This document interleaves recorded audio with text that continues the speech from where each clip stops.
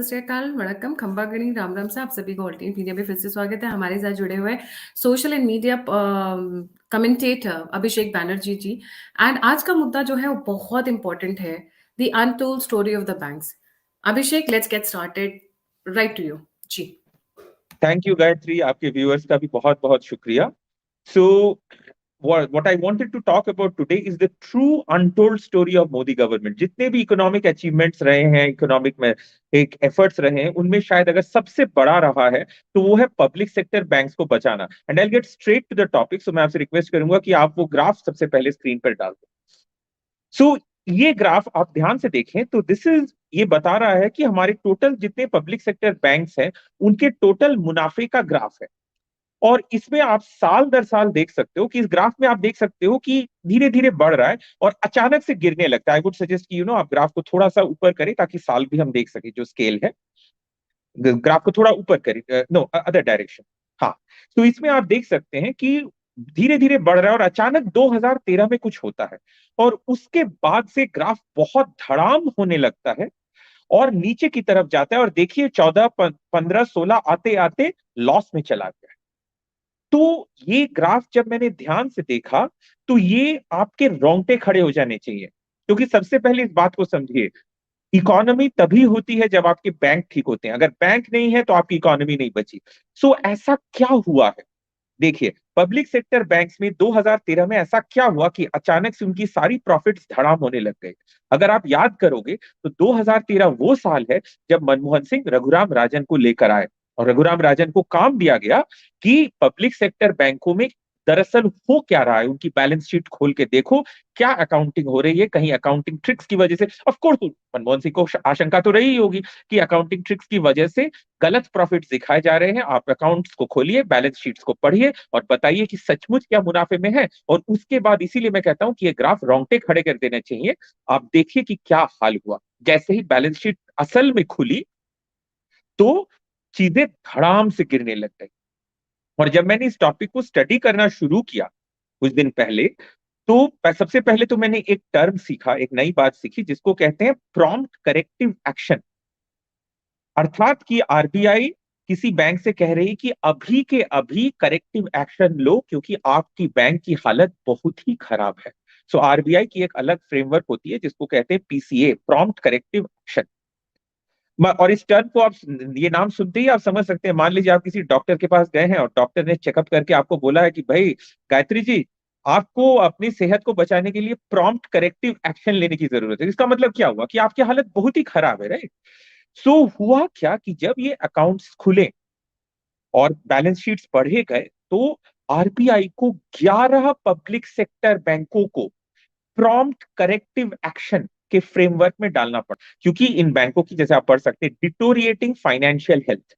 तो अब आप खुद ही सोचिए कि अगर हमारे देश में 11 पब्लिक सेक्टर बैंक फेल हो जाते तो इस देश का क्या हाल होता, राइट? और इसका रीजन क्या है? आप देखिए, उनके जो बैड लोन्स थे 14.58 अर्थात 14.6% तक उनके एनपीएस पहुंच चुके थे। ये तो हुआ रघुराम राजन का काम। रघुराम राजन का काम था एज गवर्नर कि पता करना कि बैंकों में चल क्या रहा है। तो ये गवर्नर का काम था। बट अब सरकार का काम क्या है? तब तक तो मोदी सरकार आ चुकी थी 14 तक। 2014 में सरकार आने के बाद रघुराम राजन का काम था कि प्रॉब्लम क्या है पता करो। लेकिन सिर्फ पता करने से थोड़ी ना चलेगा, वो प्रॉब्लम सॉल्व भी तो करना पड़ेगा।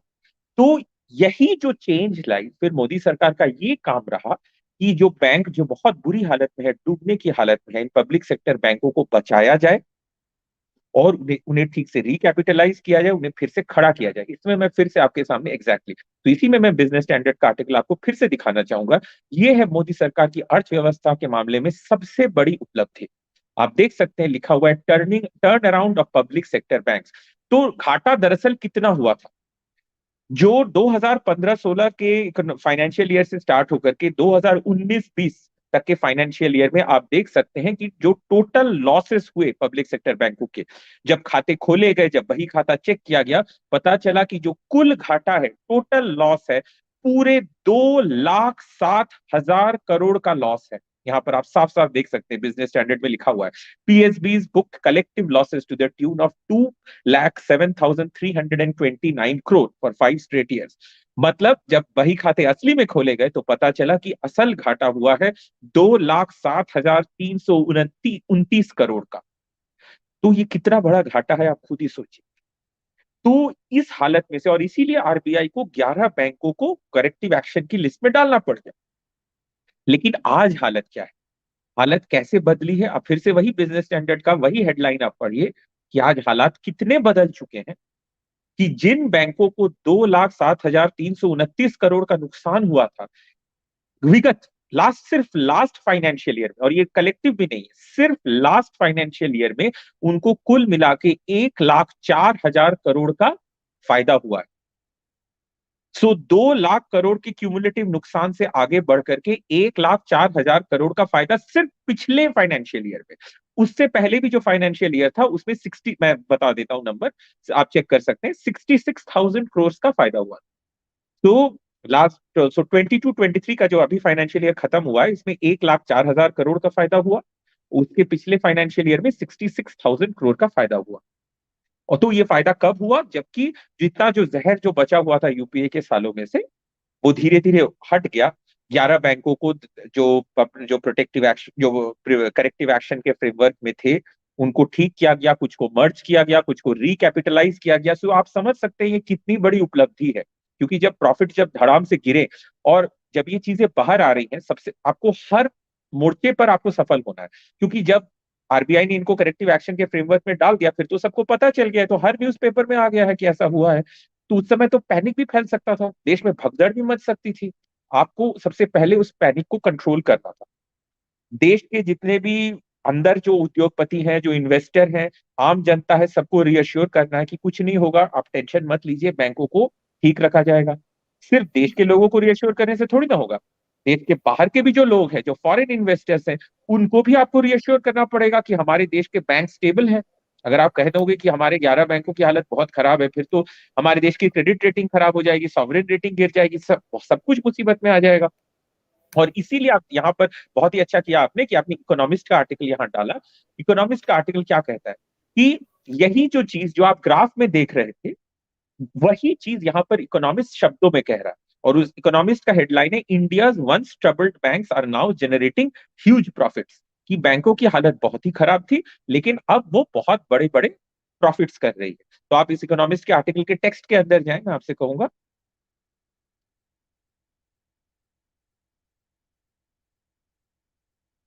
सो अगर आप शब्दों में कहें, वही जो ग्राफ थी यही बात, वो ग्राफ जो बात बता रही थी, जो दर्शा रही थी, वही चीज यहां पर आप शब्दों में पढ़ सकते हैं। During the first half of the 2010 Indian banks reported numbers that were strong but unbelievably so. ये मैं नहीं कह रहा, ये इकोनॉमिस्ट मैगजीन कह रहा है। और इकोनॉमिस्ट मैगजीन के भारत के साथ कैसे रिश्ते हैं, मोदी सरकार के साथ कैसे रिश्ते हैं, वो तो सभी जानते हैं। वो हमारे बिल्कुल भी फैन नहीं है, इस ना देश के न मोदी सरकार के। तो अगर वो प्रेज कर रहे हैं, तो आप समझ सकते हैं कि कितनी बड़ी उपलब्धि रही है। तो वही जो चीज आप देख रहे थे कि ग्राफ ऊपर चढ़ रहा था, 2010 2011 में दिख रहा था कि प्रॉफिट है। और लेकिन इकोनॉमिस्ट मैगजीन क्या कह रहा है कि प्रॉफिट तो देखने में तो स्ट्रांग लग रहा है, लेकिन ये अनबिलीवेबल है, किसी को विश्वास नहीं हो रहा था इन नंबर्स पे। इसीलिए रघुराम राजन को लाया गया कि बही खाते खोलो और चेक करो कि दरअसल प्रॉफिट हो भी रहा है या सिर्फ अकाउंटिंग ट्रिक चल रहा है। और जो जिस बात का डर था वही हुआ। धीरे धीरे ये चीजें बाहर आती गई और आप देख सकते हैं 2 लाख करोड़ का नुकसान हो गया। और इकोनॉमिस्ट मैगजीन भी खुद कह रहा है, इनके जो प्रॉफिट्स हैं देखने में तो बहुत बड़े लग रहे थे, but these profit seemed unbelievable, किसी को विश्वास नहीं हो रहा था। तो इतनी बड़ी टर्न अराउंड ये मोदी सरकार की सबसे बड़ी उपलब्धि रही। 2 लाख करोड़ के घाटे से उसको उठा करके चढ़ा करके पब्लिक सेक्टर बैंक्स को 1 लाख करोड़ के सिर्फ इस वित्तीय वर्ष में प्रॉफिट में लाया गया। उसके पिछले वर्ष में 66,000 करोड़ का प्रॉफिट हुआ था। अब जबकि ये हो चुका है, अब जबकि जो क्राइसिस है वो लगभग बीत चुका है। सो दो अच्छी चीजें मैं बताना चाहूंगा। सबसे पहले इस साल अभी जो लेटेस्ट क्वार्टर है, नहीं, जो लेटेस्ट फाइनेंशियल ईयर है जो अभी अभी खत्म हुआ है, उसमें स्टेट बैंक ऑफ इंडिया का प्रॉफिट बढ़ चढ़ के 59% ईयर ऑन ईयर ग्रोथ हुआ है। एसबीआई के प्रॉफिट में। एसबीआई तो सबसे बड़ा बैंक है, तो उसके जो प्रॉफिट्स है वो इकोनॉमी के कंडीशन को भी दर्शाते हैं, जनरल बैंकिंग के भी कंडीशंस को दर्शाते हैं। तो एसबीआई को 59% year on year profit growth हुआ है। यहाँ पर मैं सबसे पहले तो मैं एज अ साइड नोट में मजाक उड़ाना चाहूंगा ऑपोजिशन के उन लोगों का। एक तो आपने बैंकों की हालत इतनी खस्ता कर दी, लेकिन आपको याद होगा कि जनवरी मार्च के दौरान, जनवरी और मार्च के बीच विपक्ष के कई नेता वो प्लेकार्ड और बैनर लेकर आए थे कि save SBI. Save SBI from what यार? Save SBI from making 59% profit growth. Loss में तो तुमने तो हालत ऐसी कर दी थी कि 11 बैंकों को करेक्टिव एक्शन फ्रेमवर्क में डालना पड़ गया। और अभी अभी 59% प्रॉफिट हो रहा है ईयर ऑन ईयर, तो कुछ बोलते हो सेव एसबीआई।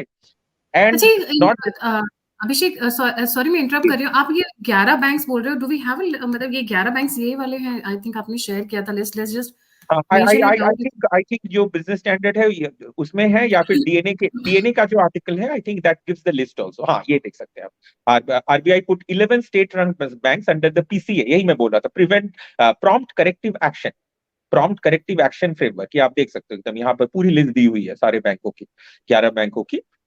तो कितनी बुरी हालत थी। और ये जो टर्म है, ये टर्म सुनकर किसके भी रोंगटे खड़े हो जाए, राइट? आपका डॉक्टर मान लीजिए आपसे कहता कि गायत्री जी आपको प्रॉम्प्ट करेक्टिव एक्शन लेना है, तो आप समझ सकते हो कि आपके लिए बहुत ही खतरे की घंटी है। तो इन राइट। चीजों इन चीजों को सबसे दो काम करने पड़े। सबसे पहले जो प्रॉब्लम थी उसको अनकवर करना पड़ा। ये तो सबसे शर्म की बात है कि आज जो जो सरकार पे जो चिल्लाते रहते हैं कि डेटा, ये डेटा वो डेटा छुपा रहे, सबसे ज्यादा डेटा तो आपके समय में छुपाया गया। शर्मानी चाहिए। डॉक्टर मनमोहन सिंह खुद को अर्थशास्त्री कहते हैं, और ये है हालत कि 2013 तक, रघुराम राजन के आने से पहले तक बैंकों में ऐसे क्या प्रॉफिट हो रहा था वो तो दिख ही रहा है। जैसी जैसी बही खाते खोले गए, सब कुछ झड़ाम हो गया। शर्मा नीजिए डॉक्टर सिंह को। और तो प्रॉब्लम को खोज के निकाला, इसका क्रेडिट इसका श्रेय रघुराम राजन को जाता है, और प्रॉब्लम को सॉल्व किया, इसका credit of course Narendra Modi और निर्मला सीतारमन जी को जाता है, क्योंकि वही। And I would actually take a moment to give real credit to Nirmala Sitharaman. She was handed a very difficult job in a very difficult time, जो कि कोविड की वजह से और भी ज्यादा मुश्किल हो गया। और आज जो चीजों को सॉल्व किया गया है उनमें she deserves a world of credit, और ये बात कही जानी चाहिए। हाँ। सो अब जबकि ये क्राइसिस ओवर हो चुका है, अब हम थोड़ी सी चीर फाड़ करके पता कर सकते हैं कि ये हुआ क्या, ये क्राइसिस बना क्यों, ये बैड लोन्स क्यों बने। तो अब लोग बोलेंगे कि यार तुम तो अनभक्त हो, ये हो व्हाट्सएप यूनिवर्सिटी हो, ठीक है, मुझ पर विश्वास मत करो। आप रघुराम राजन की ही बात सुन लो। रघुराम राजन यहाँ खुद साफ साफ कह रहे हैं कि ये जो बैड लोन्स है वो यूपीए एरा से आए हैं। हाँ, अब रघुराम राजन ने साथ में बोल दिया कि बैंकों की गलती है। व्हाट डू मीन बैंकों की गलती है? पब्लिक सेक्टर बैंकों की गलती है। अरे पब्लिक सेक्टर बैंक के ऊपर कौन बैठा हुआ है, उससे सवाल पूछो। तो वो फोन बैंकिंग की जो बात जो मोदी जी ने कही थी ना, कि फोन आते थे और लोन देना पड़ जाता था, तो अब उन्होंने इसमें बड़े ऑफ कोर्स सार्कास्टिक तरीके में कहा था, जैसे बोलते हैं ना फोन अ फ्रेंड, तो उन्होंने कहा था फोन अ फोन अ फ्रेंड। बैंक। हाँ, फोन अ तो phone friend, a phone a bank, bank. हाँ, तो फोन बैंकिंग, यही जो मोदी जी कहते थे ना, फोन बैंकिंग। तो ये बात तो रघुराम राजन भी वही बात कह रहे हैं, साफ साफ तो कह ही दिया कि लोन वेल कनेक्टेड प्रमोटर को दिया गया। यूपीए के काल में बैड लोन दिए गए वेल कनेक्टेड प्रमोटर्स को। तो इसका और क्या मतलब हो सकता है? ये तो कोई बच्चा भी समझ जाए कि रघुराम राजन कहना क्या चाह रहे हैं यहाँ पर। तो इतनी जो भयावह स्थिति थी, और ये देश के सामने लाई जानी चाहिए। अब एक और फाइनल सवाल यहाँ पर उठाया जा सकता है कि अगर इतनी बुरी हालत थी तो सरकार ने देश को बताया क्यों नहीं? 14 में बताया क्यों नहीं? वो कही जाती है ना, व्हाइट पेपर की बात कही जाती है। सो यहीं पर आपको समझनी पड़ेगी यूपीए की वो जो स्कॉच टेस्ट वाली जो सोच है। देखिए, अगर 2014 में अगर सरकार व्हाइट पेपर लेकर आती और कहती कि बैंकों की हालत इतनी खराब है, तो यूपीए तो चली गई ना। अब तो ठीकरा मोदी सरकार पे ही फूटता ना। देखिए, बैंक कैसा होता है, अगर मोदी जी जाकर के अनाउंस कर देते कि मित्रों, ये बैंकों की हालत बहुत खराब है और कभी भी फेल हो सकते हैं, तो क्या होने वाला है? सड़क पे भगदड़ मच जाएगी, दंगे हो जाएंगे, हर कोई भागेगा बैंक में अपने पैसे निकालने। तो वो बैंक तो 100% ही फेल हो जाएगा। तो मतलब इतनी बुरी हालत करके गई कि हम किसी को बता भी नहीं सकते, कि हम पूरी दुनिया के सामने तो बता नहीं सकते ना। वो तो चले गए ना, वो तो अपना रायता फैला के। सो बेसिकली क्या हुआ, हिंदी में बहुत सिंपल मुहावरा है ना, रायता फैला के। वो तो अपना रायता फैला के निकल लिए। मनमोहन सिंह जो तो खुद रिटायर भी हो चुके हैं, अब उनको पूछने वाला तो कोई है नहीं। जो ठीकरा फूटेगा वो मोदी जी के सिर फूटेगा। वो 14 में आकर के कह देते कि देखो हमारे बैंक इतने लॉस में है, तो सारे फॉरेन इन्वेस्टर्स क्या करते, वो अपना पैसा निकाल लेते। जो डोमेस्टिक इन्वेस्ट डिपोजिटर है वो इमीडिएटली बैंक भागता, मैं भी भागता।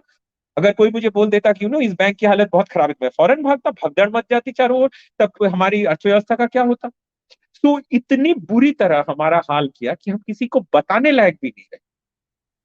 So this is the biggest achievement of Modi government कि उन्होंने पब्लिक सेक्टर बैंकों को बचाया। और आज जो पब्लिक सेक्टर बैंक खड़े हैं, और सिर्फ खड़े ही नहीं है, दे आर फ्लरिशिंग। आप देख सकते हैं कि सिर्फ पिछले साल में 1,04,000 करोड़ का फायदा हुआ है। Not just that, I should Abhishek also mention. Yes. Abhishek, एक तो एनपीएस हो गया, नॉन परफॉर्मिंग एसेट्स हो गया, कि फोन अ फ्रेंड हो गया, right? Because you have certain connections to mathematics and statistics and all. So what was done by the UPA government जिससे वो लॉस में गया? क्योंकि 2010 तक, अगर आप जो हमने अभी शेयर किया है स्क्रीन पे, मैं एक बार और कर दूंगी, 2010 तक काफी ठीक ठाक थी कंडीशन, एंड देन अचानक से कंडीशन खराब हो गई। और मोदी सरकार ने क्या किया जिससे रिकवरी हुई? मतलब अगर मैं बोलूं briefly, how would yes. You explain? जी। देखिए, बैड लोन्स क्या होते हैं? आप किसी ऐसे को लोन दे रहे हैं जिसकी विश्वसनीयता कम है, या फिर कभी कभी विश्वसनीयता हो सकती है, बट पॉइंट इज कि लोन कितना दे सकते हैं। कोई मुझे 100 करोड़ का लोन तो कोई देगा नहीं, कि उसको पता है कि मेरी हालत ऐसी है ही नहीं कि मैं वो पैसे वापस कर सकूं। कि आप उसके जो एसेट्स हैं, उसका जो कोलैटरल है जिसके नाम पे वो लोन ले रहा है, उसको आप एसेस कीजिए। और मान लीजिए मेरे पास एक घर है, मैं उस घर को गिरवी रख के 1 करोड़ रुपए उधार ले रहा हूँ। कोई कह देता है कि नहीं नहीं, इस घर की एक्चुअल कीमत है 50 करोड़ रुपए, तो उसकी इवैल्यूएशन बढ़ा करके, तो इस तरह से बैड लोन्स दिए जाते हैं। ऑफ कोर्स, बैड जब कोई लोन लेता है, आई डोंट बिलीव कि कोई भी बड़ा इंडस्ट्रियल हाउस वो पैसे लेकर भागने के इरादे से लोन लेता है। लेकिन बिजनेस साइकिल तो ऐसा ही होता है ना, एक अनसर्टेनिटी होती है, इसीलिए कोलैटरल होता है, इसीलिए ड्यू डिलिजेंस होता है, जो कि रघुराम राजन साहब साहब कह रहे हैं कि नहीं किया गया। क्योंकि 2009-10 में हमें पता है कि क्राइसिस हुआ, बहुत सारी अनफोर्सीन चीजें हुई, इसीलिए तो आप विंग एंड प्रेयर अब इकोनॉमी नहीं चला सकते ना। तो इसीलिए वो जो लोन्स थी वो बैड हो गई, वो वापस नहीं कर पाए। और इन्होंने बैलेंस शीट में चीजों को, बैंकों ने अकाउंटिंग ठीक से की नहीं, तो वो चीजें दब गई। सो जो लॉसेस थी वो अंदर छुप गई। फैक्ट्स के हिसाब से आप देखो तो, और by the way I should tell you कि ये आज ही की खबर है कि बैंक ऑफ बड़ौदा, अब उसकी भी जो मार्केट वैल्यूएशन है वो आज ही, और ये आज ही हुआ है, 1 लाख करोड़ से ऊपर जा चुकी है। सो एसबीआई तो है ही 5 लाख करोड़ पे बैठी है, और आज ही बैंक ऑफ बड़ौदा की वैल्यूएशन भी 1 लाख। और क्योंकि हमारे जो बैंक्स हैं वो इतनी अच्छी तरह रिकवर हुए हैं, तो उनकी स्टॉक्स में एक बहुत बड़ा उछाल आया है। और मैं आपको एक चीज बता दूं कि ईयर ऑन ईयर जो बैंक पीएसयू बैंक निफ्टी है, मतलब सिर्फ पब्लिक सेक्टर बैंक जो है, वो 66% अप है ईयर ऑन ईयर। जबकि जो बैंक निफ्टी है वो सिर्फ 38% अप है ईयर ऑन ईयर। इसका मतलब क्या है? कि मार्केट साफ साफ कह रहा है आपसे कि जो पब्लिक सेक्टर बैंक है, बैंक सारे बैंक अच्छा कर रहे हैं, लेकिन पब्लिक सेक्टर बैंक कुछ ज्यादा ही अच्छा कर रहे हैं। और ये मार्केट कह रहा है, ये मैं नहीं कह रहा, ये मार्केट का अपना वैल्यूएशन। वो कह रहा है कि ये इंप्रूवमेंट हुआ है।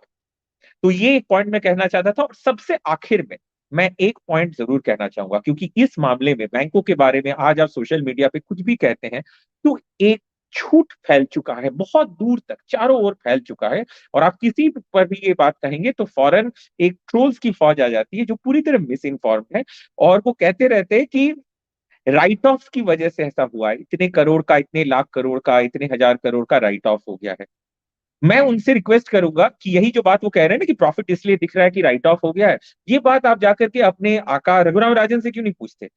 रघुराम राजन कहते हैं कि राइट ऑफ करने से प्रॉफिट होता है। नहीं भैया, राइट ऑफ करने से प्रॉफिट नहीं होता, राइट ऑफ करने से लॉस होता है। राइट ऑफ जो है वो कर्ज माफी नहीं है। राइट ऑफ वो होता है कि जो पैसा आपका पहले से डूब चुका है, वो आप स्वीकार कर रहे हैं कि मेरा पैसा सच में डूब चुका है।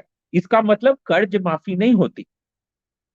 सो जब आप राइट ऑफ कर सो जब राजन के आने के बाद हुआ क्या, क्यों राइट ऑफ करने पड़े? क्योंकि जब तक जो पैसा बैंकों का ऑलरेडी डूब चुका था, वो पैसा बैंक तब भी, सो बेसिक अकाउंटिंग ट्रिक क्या हुई, यही तो बेसिक अकाउंटिंग ट्रिक थी।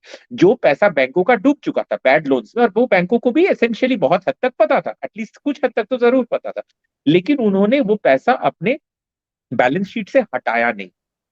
और जी। इसीलिए उनकी बैलेंस शीट्स आर्टिफिशियल तौर पे मजबूत लग रही।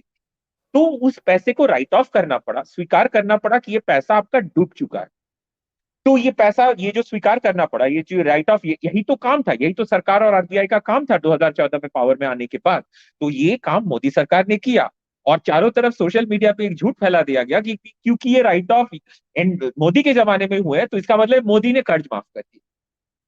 तो ये चीज मैं कहूंगा स्पेशली फॉर ट्रोल्स, क्योंकि ट्रोल्स को ये बात पता नहीं है, उनके दिमाग में मिस इन्फॉर्मेशन भर दिया गया है, और वो हर बार आकर के कहते हैं अरे राइट ऑफ हो जाएगा फिर तो कोई प्रॉफिट में चला जाएगा। नहीं, राइट ऑफ होने से नुकसान होता है, right of is a loss. इसीलिए मैं कह रहा हूँ कि जाकर के, अगर किसी में हिम्मत है, जाकर के अपने आका रघुराम राजन से पूछो, सर राइट ऑफ करने से लॉस होता है या प्रॉफिट? आई नो उनमें कोई शर्म बाकी नहीं है, लेकिन आई तो think he will still admit कि ऐसा नहीं होता। या जी। सो अभिषेक, अगर मैं बोलूँ 4-5 पॉइंट्स में, तो what are the things Modi government did in order to make these banks more sustainable and in profit? जी। देखिए, सबसे पहले तो बैंकों को रिकैपिटलाइज करना पड़ा कि उनमें से फिर से पैसा भरना पड़ा। अब आप इस फैसले को अच्छा भी कह सकते हैं, बुरा भी कह सकते हैं। जो कुछ बैड बैंक्स थे, कुछ बैंकों की जो हालत थी, जो खराब थी, आप देख सकते हो कि उस समय 21 पीएसयू बैंक थे, अभी कम हो गए, राइट। इनफैक्ट आई थिंक अभी 12-13 ही है। सो जिन बैंकों की हालत अच्छी नहीं थी, उनको ऐसे बैंकों के साथ मर्ज करना पड़ गया जिन बैंकों की हालत अच्छी थी। अब एक तरह से ये भी एक रिस्क है, क्योंकि आप जिस बैंक की हालत खराब है उसको अच्छे बैंक के साथ मिलाओगे, तो हो सकता है जो नया बैंक बने उस पूरा बैंक ही खराब हो जाए, जो सड़ान है वो और फैल जाए।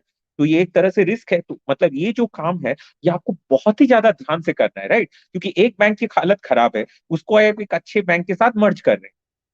तो आपको इस बात का ध्यान रखना होगा ना कि जो अच्छा वाला बैंक है वो भी बर्बाद ना हो जाए। आपको इतने केयरफुली इस पूरे चीज को, इस पूरे काम को करना है कि जो कंटेजियन जिसको कहते हैं, जो फैल रही है, जो इन्फेक्शन जो है एक बैंक का, वो दूसरे में न चला जाए। अच्छे बैंक का इफेक्ट बुरे बैंक पर पड़े, ना कि बुरे बैंक का इफेक्ट अच्छे बैंक पे करे। तो इसको करना, this was a very high skill task. ये काम बहुत ध्यान से किया गया है, बहुत ही कड़ी मेहनत और लगन के साथ किया गया है, और तभी जाकर के ये जो पब्लिक सेक्टर बैंक्स हैं, ये अभी प्रॉफिट में आए हैं। एंड नॉट एक ओनली चीज दैट, हमारे हमारे जैसे देश में जब आप बैंक्स को रिकैपिटलाइज कर रहे हैं, रिकैपिटलाइज मतलब क्या, नया पैसा आप भर रहे हैं, पैसा आप ले करके आ रहे हैं आउट ऑफ नो है, तो सबसे बड़ा खतरा क्या होता है कि करेंसी में फेथ कम हो जाएगा, क्योंकि पैसा तो आप डूबा हुआ जो पैसा है उसको आप नए पैसे से रिप्लेस कर रहे हैं। पैसा तो आप चांद से तो नहीं लेकर आ रहे हैं ना, वो आप छाप के निकाल रहे हैं। तो हो सकता है कि लोगों की फेथ ही ना रहे, करेंसी डूब जाए, इकोनॉमी डूब जाए, और सबसे बड़ी बात इन्फ्लेशन हो जाए। सो बट ऐसा हुआ नहीं, हमने देखा कि वो एक चीज कंट्रोल और में भी रखा किया गया। गया अभिषेक, ये भी एक चीज और किया गया, क्योंकि मैं मतलब I come to India almost every year और एवरी 2 इयर्स। इन्होंने जो रोटेशन ऑफ मैनेजर्स है ना, वो बड़ी फास्ट कर दी है। किसी को टिकने नहीं देते आप एक जगह। पहले क्या होता था, ये हो पंद्रह सकता पंद्रह है, साल, दस ये दस सब तो साल हो सकता है, ये सब तो माइक्रो मैनेजमेंट की चीजें हैं, मुझे नहीं पता उसके ठीक से। No, but it takes lot of efforts, I am telling you. And the right. Reason being क्या होता है कि जैसे आप मैनेजर को फोन करो, सर नहीं, मैं ये समझ वाला रहा हूँ। कर हाँ, दीजिए काम, यू नो, मैं बिकॉज आपका पॉइंट समझ रहा हूँ। हाँ। So this is also one of the contributing factors, हो बिकॉज सकता जब है, एक ये हो एक सकता एक मैनेजर या एक एंटिटी बैठ जाता है एक जगह पे लंबे टाइम से, so he knows all the crorepatis और all the businessman around, because you know they tend to have a personal touch कि भाई मैनेजर है तो थोड़ा सा बातचीत ज्यादा है। हो। These kind of things really matter, and it ये requires ये हो सकता है, micromanagement या हो and सकता macro view also, like somebody sitting on the top and keeping an eye, acha, like who is, you know, है। kahan se zyada loan ka application aa raha hai, who is the manager sitting there for a long time. These are very, I know it's micromanagement, but it has huge impact. Yeah. No, it can have, this can be a thing. Yes. और अंत में just in conclusion में वही चीज कहूंगा जो मैंने आपके पिछले पॉडकास्ट पे कही थी, कि रघुराम राजन ने 2014 में सरकार से चुपचाप कहा था कि 1,000 का नोट इन्फ्लेशन से खत्म हो रहा है, आप 10,000 का नोट प्रिंट कीजिए। अब आप पूरे कॉन्टेक्स्ट में देख सकते हैं कि रघुराम राजन को इतना डर क्यों लग रहा था कि अचानक से 10,000 के नोट की जरूरत क्यों पड़ सकती है। अब आप समझ सकते हैं कि जब बैंकों का जब खाता, क्योंकि खाता तो रघुराम राजन खोल के पढ़ रहे हैं और वो देख रहे हैं कि क्या हालत है, तो इसलिए उनको लगा कि 1,000 का जो नोट है वो जल्दी ही उसकी कोई वैल्यू नहीं रहेगी, आप 10,000 के नोट छापना शुरू कर दीजिए। तो अच्छी बात है कि 10,000 के नोट की जरूरत नहीं पड़ी। हाइपर इन्फ्लेशन जिम्बाब्वे और वेनेजुएला जैसा हो सकता था, वैसा नहीं हुआ। इनफैक्ट अभी तो 2,000 का नोट भी वापस हो गया, वो भी 9 साल बाद। और कोई भगदड़ है नहीं, क्योंकि 2,000 का नोट तो कोई इस्तेमाल करता है ही नहीं, उसकी कोई जरूरत ही नहीं पड़ती, मार्केट में कोई लेगा भी नहीं, गालियां देगा आपको, आप लेकर के जाओगे आपको तो। पता है, So, अचानक रातों रात 88,000 crores have vanished from the नहीं, market just actually because नहीं, 2,000 I rupees should notes know, have. no, I should point this out to you, Gayatri. That was actually a mistake. वो आरटीआई में गलत information छप गई थी। RBI ने साफ साफ कह दिया है कि the whole money is accounted for. So वो एक फ्रेंजी रही, वो एक दिन 24 घंटे की, जैसे ही ये चीज मीडिया में चारों तरफ ये थोड़ा सा फेक न्यूज फैल गया। हाँ, इसमें Hmm. कुछ आरटीआई से ही कुछ गलती हो गई थी, but RBI has corrected it and they have said कि नहीं, ऐसा कुछ नहीं हुआ है। इट इज एवरी पैसा इज फुल्ली अकाउंटेड फॉर, ऐसा कुछ नहीं हुआ। Right. The point to be noted is, Abhishek, जाते जाते एक I think I would like to speak one line on this. When we got independence, we were not that poor as during the period of 2000, sorry, 1950, 60, 70, 80, 90. हम 90, जब yes, जब हम हमें 1947 में independence मिली, हमारा इतना बुरा हाल नहीं था। मतलब हम 1947 में यहाँ थे, 70 हम्म, साल हम यहाँ थे, और फिर अब 2023 में हम वापस उस हाँ, 1947 की पोजीशन में यस, वापस आए हैं। Yes, and as an imagine what Indian ये चीज, कांग्रेस हैव डन हाँ, इन और दीस। ये चीज एक्चुअली वी शुड एक्सप्लेन, क्योंकि कोई भी व्यूअर जिस पहली बार देख रहा है वो सुन के वो चौंक जाएगा, क्योंकि ऐसा मिथ बना दिया गया है। ये चीज जब मुझे भी पता चली मैं भी घबरा गया पूरी तरह। बट द फैक्ट इज कि आप चेक कर सकते हैं 1950s में भारत दुनिया की 6th लार्जेस्ट इकोनॉमी हुआ करता था। 1991 आते आते वो 6 से 12th हो गया। सो 1950 और 91 के बीच में ये एक सच्चाई है जो हर भारतीय को पता होनी चाहिए। 50 और 91 के बीच में हम लोग ऊपर नहीं जा रहे थे, हम लोग नीचे जा रहे थे। 6th लार्जेस्ट से हम 12th लार्जेस्ट पे आ गए 91 तक, और अभी 2023 में हम वापस 5th पे पहुंचे। 2014 में हम 10th पे थे, अभी 2023 में हम 5th पे हैं। आईएमएफ कहता है कि 2027 तक हम 3rd पे पहुंच जाएंगे। सो ये चीज याद रखें हमेशा कि हम इंडिपेंडेंस के बाद हमारी अर्थव्यवस्था ऊपर नहीं नीचे की तरफ गई। और सिर्फ जीडीपी रैंक में ही नहीं, पर कैपिटा जीडीपी में भी यही हाल हुआ। जब 1950 में एक इंडिया की पर कैपिटा जीडीपी वर्ल्ड के पर कैपिटा जीडीपी की 18% हुआ करती थी। मतलब for every dollar, her dollar जो पूरी दुनिया में कोई कमाता है ऑन एन एवरेज, एक इंडियन सिर्फ 18 सेंट कमाता है। डॉलर के 18 सेंट। 91 आते आते तो क्या ये 18 सेंट बढ़ गया? नहीं, 18% जो करता था वो 6% हो गया। मतलब अगर $1 कमाता है दुनिया में कोई, तो एक इंडियन बेचारा सिर्फ 6 सेंट कमा रहा है। 1950 में वो 18 सेंट कमाता था, 91 में वो 6 सेंट पे आ गया, मतलब 3 गुना गरीब हो गया। तो ये चीज हमें ठीक से बताई नहीं जाती, क्योंकि ऐसा मिथक बना दिया जाता है कि कुछ भी नहीं था। हाँ ठीक है, ऑफ कोर्स कॉलोनियलिज्म के बाद हालत बहुत खराब थी, लेकिन 91 में उससे भी बुरी हालत थी। हम 1991 में नहीं तो 1950 से एक एक तीन मिनट गुना अभिषेक, ज्यादा अभिषेक, गरीब थे। Hold hold hold hold. हम जब किसी चीज को कंपेयर करते हैं, हम कॉन्टेक्स्ट में कवर करते हैं, कोई भी चीज जी, आइसोलेशन। 1947 में दुनिया भी बहुत गरीब थी, तो उनकी एग्जैक्ट, गरीबी के अकॉर्डिंग्स भी हम एग्जैक्ट, फिर भी बेटर थे। तो मतलब एग्जैक्ट, उन पिछले दशकों में, द लॉस्ट डिकेड्स में, the world moved faster while yes, India was going down, right? Exact, exactly. दुनिया आगे बढ़ती गई, हम पिछड़ते चले गए। इसलिए दूसरों के कंपैरिजन, ये तुलना है ना, दूसरों के कंपैरिजन में हम 18 सेंट कमाते थे 1950 में, वो 6 सेंट रह गया। क्यों रह गया? क्योंकि दुनिया तरक्की कर गई, हम वहीं रह गए। हम 1950 के लेवल के नहीं, आसपास ही हम रह गए। डाउन जा रहे थे, हाँ, इसे, हम हाँ तो इसे, वहीं नहीं हाँ रह तो गए, हम रिलेटिव में, डाउन ही जा रहे थे। एग्जैक्टली, सो रिलेटिव में हम डाउन होते चले गए, right? तो रिलेटिव में हम नीचे जा रहे हैं, क्योंकि और ये चीज हर चीज बात में रिफ्लेक्ट होती है। एक और अस्टाउंडिंग डेटा मैं आपको बताऊंगा। 1966 में हमारे देश में हर 37,000 लोगों के लिए एक सरकारी सीट होती थी मेडिकल कॉलेज में। सोचिए, 37,000 पीपल पर एक सरकारी मेडिकल कॉलेज सीट थी। आपको पता है 2013 में ये नंबर कितना था? हर 55,000 पे एक सरकारी मेडिकल सीट। तो आप सोचिए, 1966 में 37,000 लोगों को, हर 37,000 लोगों को एक मेडिकल सीट मिलती थी सर, गवर्नमेंट मेडिकल सीट। वो 55,000 पे 1 हो गया 2013 में। इसका मतलब क्या हुआ? सरकार, government was producing less doctors in 2013 then in 1966। कोई भी इंसान ये सुनेगा तो वो सबसे पहले चौंक जाएगा, फिर बुरी तरह से शर्मसार हो जाएगा। आप समझ सकते हैं, sir, government of India was producing lesser doctors in 2013 relative to population, of course population के कंपैरिजन में we were producing less doctors in 2013 then in 1966। ये सोच के कोई घबरा जाए कि ऐसा पॉसिबल है क्या? हम 66 से पीछे थे 2013 में। Wow.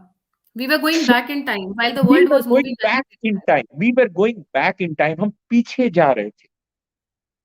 इसका रीजन ये हुआ कि 1970 और 1990 के बीच में हमारे देश में सरकार सिर्फ 18 मेडिकल कॉलेज खोल पाया। क्यों? क्योंकि सरकार के पास पैसे नहीं थे।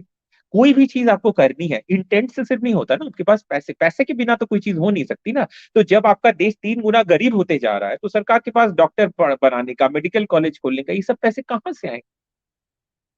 सो जब पैसे ही नहीं रहेंगे तो आपका देश पिछड़ता ही जाएगा, पिछड़ता ही जाएगा। यही चीज हुई, हर एंगल से हुई। Right. Right. Thank you so much Abhishek for joining.